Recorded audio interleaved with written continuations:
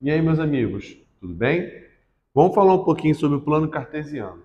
O plano cartesiano não é nada mais nada menos que uma região, né? E dentro da matemática ela é importantíssima para a gente poder fazer representação de quê? De pontos, retas, segmento de reta, figuras, apresentações analíticas. É importantíssimo no campo da física, entre outras áreas também.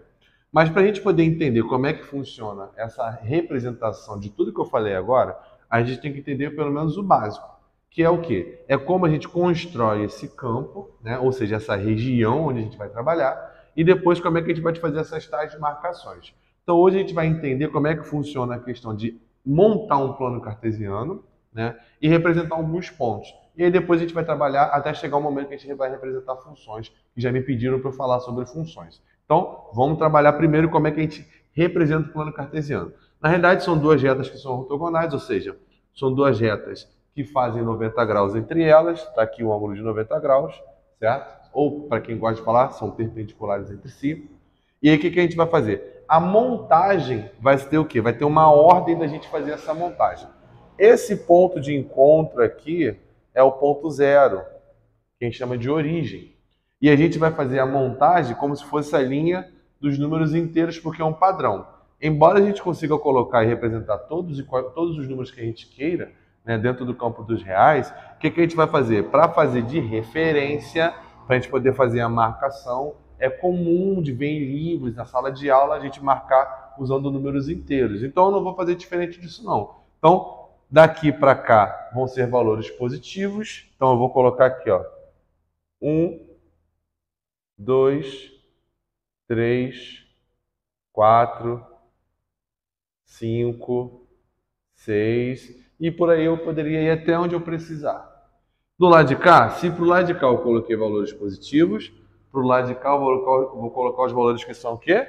Negativos. Então vai ficar menos 1, menos 2, menos 3, menos 4, menos 5, menos 6 e por aí vai. Tá bom? Então na horizontal, onde é o eixo das ordenadas, o que a gente vai fazer? Positivo, negativo. No eixo Y, que vai ser conhecido como os eixos das abscissas, a gente vai fazer o quê? Subindo é positivo, para baixo, negativo. Então a gente vai fazer a mesma situação. Começamos no zero, então ó, a gente tem 1, 2, 3, 4, 5. Aqui embaixo, menos 1, menos 2, menos 3. E aí, vou botar mais um pouquinho, menos 4. Eu poderia continuar até onde for preciso, porque é infinito para um lado e para o outro. Tá bom? O que a gente vai aprender a representar hoje? Os pontos. Se eu colocar um ponto com esse nome aqui, ó, ponto A, 1 e 2, o ponto B, menos 1 e 3, o ponto C, 0 e 2. Tá bom? Vamos trabalhar com esses três pontos aqui, até porque para o vídeo não ficar muito extenso, né? Primeiro, todo ponto ele tem uma ordem de colocação. A gente fala que ele é representado por um par, né? E aí, no caso, vai ser um par ordenado. E por que ele é um par ordenado? Porque vai ser uma dupla em que a gente vai ter uma ordem de apresentação. E qual é a ordem de apresentação?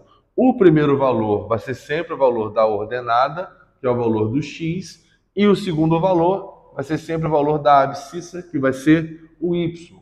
Tá? Então é assim que a gente vai trabalhar. Então, quando eu digo que a gente vai ter o ponto A chamado A e tem essa representação aqui, a gente vai pegar o quê? Lá no eixo X, ou seja, lá nas ordenadas, eu vou marcar um 1, tá aqui, e lá no eixo Y eu vou marcar o 2 que está aqui.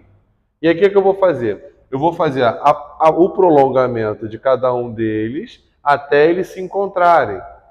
E aí quando eles se encontram, isso para mim vai gerar o ponto de encontro, que vai ser chamado de ponto A.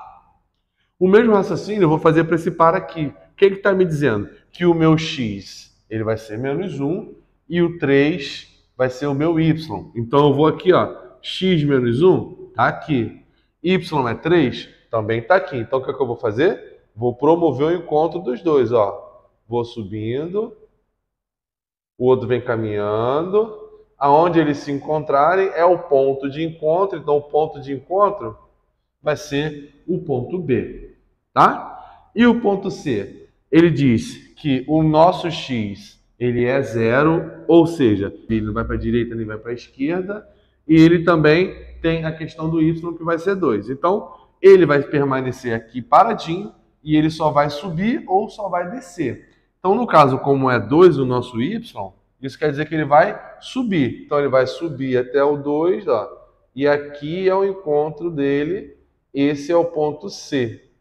Tá legal? Então, temos 3 pontos para representar o plano cartesiano, para a gente poder começar a avançar até a gente chegar nas nossas funções. Queridos, muito obrigado pela companhia de vocês. Continue estudando. Como eu sempre digo, vamos crescer juntos, vamos estudar juntos. Abraços.